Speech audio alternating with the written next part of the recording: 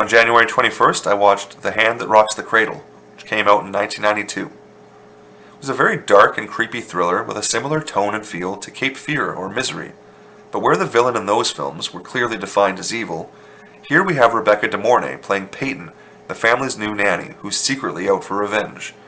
The fact that the family, in particular the mother, doesn't know who Peyton really is or why she wants her revenge is played out beautifully. She's just as creepy and scary as Robert De Niro or Kathy Bates in their films, but it's almost that much more intense here because we can see those moments where she could be caught doing something against the family, but she's just so sly and clever about it that the family never catches on until it's too late. It was so well written, there was never that classic moment of, oh, how could they miss that, which just made it that much scarier.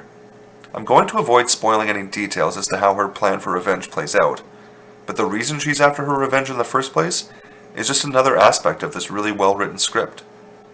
Annabelle Sciorra plays the mother of the family, Claire, who ends up reporting her doctor for basically just straight up raping her in an early scene. The doctor she reports ends up killing himself out of shame, and it turns out he was married to a very pregnant Peyton, who upon hearing of her husband's death, collapses and ultimately ends up losing her child. So of course she ends up blaming the loss of her entire family on Claire, so the seeds for revenge are quite well sowed. That rape scene in particular is extremely dark and disturbing, and the sort of thing that can make a room super uncomfortable if you're watching it with the wrong people. But it sets the tone for the entire movie nicely, because this dark and horrible thing happens in this perfectly lit, clean doctor's office where you would least expect it. And that's clearly portrayed throughout, as we see Peyton always dressed in these bright, clean, summery clothes, the beautiful houses and happy families we see around the neighborhood. It all makes the evilness of Peyton stand out in direct contrast that much more. Matt McCoy plays the father here, Michael, but he'll always just be Lloyd Braun from Seinfeld for me. But he does a solid job portraying an average everyday husband here, as he slowly becomes the target of Peyton's sexual advances. There were times where I really couldn't tell if he was going to stay faithful or give in to temptation, so it made for some very tense scenes.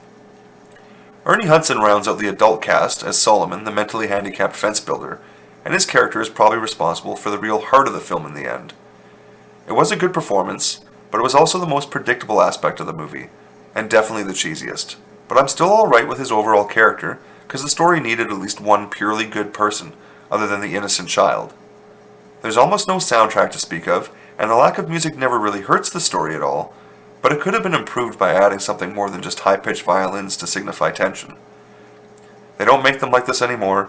A quiet, slow burn at the beginning, building to an intense level of tension at the end. Maybe not for everyone, but I certainly enjoyed it. I gave it a 7 out of 10, and its current list position for me is 268. Thanks for watching.